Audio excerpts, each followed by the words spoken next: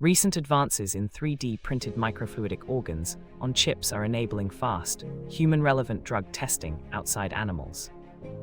By mimicking blood flow and tissue interfaces at micrometer precision, these chips reveal drug toxicity and metabolism earlier, reducing costs and time. Case studies from biotech startups show liver and lung chips predicting adverse reactions with higher accuracy than traditional cell cultures.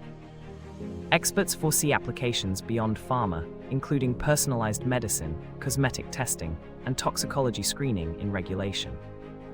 As these chips move toward widespread adoption, society must balance innovation with ethical data use and ensure equitable access in healthcare.